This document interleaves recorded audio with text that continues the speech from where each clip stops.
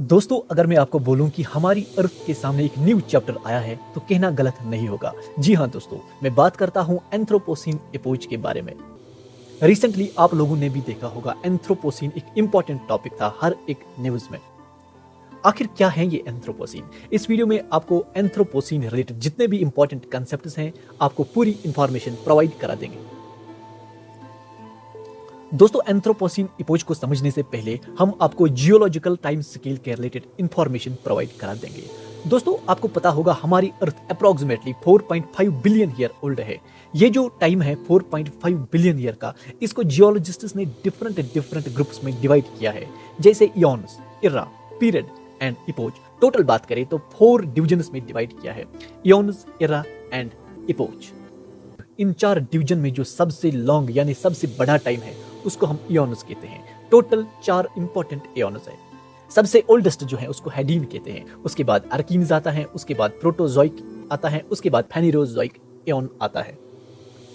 बात करें हैडीन की, हैडीन जो है ओल्डेस्ट एओन माना जाता है, यानी जब फॉर्मेशन ऑफ क्रस्ट हो रहा था, अभी अर्थ की सरफेस अभी मोल्टन स्टेट में थी, वोल्केनिज्म था, चारों तरफ वोल्केनिक एक्टिविटीज थी। इसी इयॉन के लास्ट स्टेज में हमारी जमीन के ऊपर जिंदगी की शुरुआत हुई है, यानी फॉर्मेशन ऑफ लाइफ।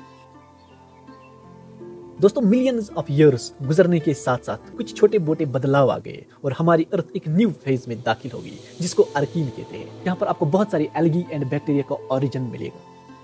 इसके बाद जो नेक्स्ट इयॉन है वो है प्रोटोजोइक, और फिर नेक्स्ट जो अब तक चल रहा है उसे कहते हैं फेनेरोजोइक।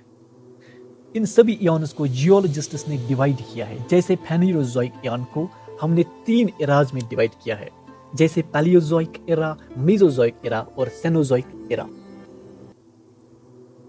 और दोस्तों, हर एरा को बहुत सारे इपोज में डिवाइड किया है, जैसे आपको स्क्रीन पे दिखाई देता होगा। दोस्तों, बात करें मेसोजोइक एरा की, तो ये वो एरा है जिसमें आपको डायनासोर्स वर्ल्ड देखने को मिला होगा, यानी ये एरा वो है जहां पर डायनासोर्स रहा करते थे। अगर हम डिफरेंट इपोचेस की बात करें, जो मोस्ट रिसेंट इपोच है उसको हम होलोसीन कहते हैं। होलोसीन 10,000 साल पहले स्टार्ट हुआ है और अब तक हम होलोसीन में ही चल रहे हैं। होलोसीन में कुछ लार्ज एनिमल्स एंड बर्ड्स आपको एक्सटिंक्ट देखने को मिलेगी, यानी बहुत सारी स्पीशीज जो कैम्ब्रियन एरा से आते आते होलोसीन में खत्म हो गई है। दोस्तों, होलोसीन इपोच जो लास्ट 10,000 साल से चल रहा है, अब इसके बाद अर्थ जिस इपोच में जाएगी उसको हम एंथ्रोपोसीन कहते हैं।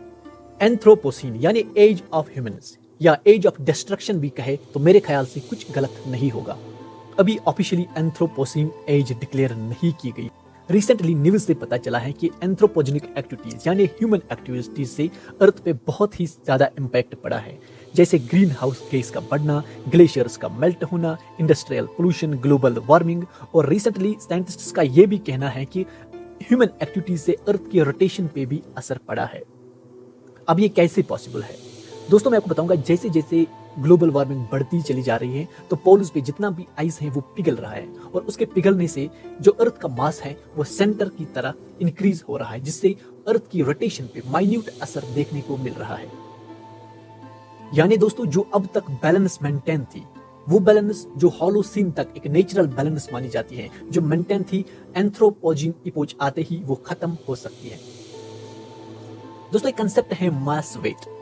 2020 के एक रिसर्च के मुताबिक अब तक ह्यूमन बींग्स ने जितने भी चीजें बनाए हैं उनका अगर टोटल वेट निकालेंगे तो उनका टोटल वेट जितने भी लिविंग क्रिएशन अर्थ पे हैं उनसे कहीं गुना ज्यादा है। यानी हम इंसानों ने जितने भी चीजें बनाए हैं उनका वेट ज्यादा है जितने यहाँ पर लिविंग क्रिएशन है। कुछ माहिरीन का यह भी मानना है कि यही रीजन है जिसकी वजह से हम एंथ्रोपोसीन एपोच में दाखिल होने वाले हैं। एक्सपर्ट्स का यह भी मानना है कि हम एंथ्रोपोसीन इपोच में ऑलरेडी दाखिल हो चुके हैं during the world war second period of time, क्योंकि वर्ल्ड वॉर सेकंड में बहुत ज्यादा डिस्ट्रक्शन हुई है, जिसकी वजह से कुछ एक्सपर्ट्स मानते हैं कि हम ऑलरेडी दाखिल हो चुके हैं एंथ्रोपोसीन में, यानी कि ह्यूमन डिस्ट्रक्शन एज में। आपकी क्या राय है? कमेंट बॉक्स में जरूर बता देना। Thank you for watching dear friends.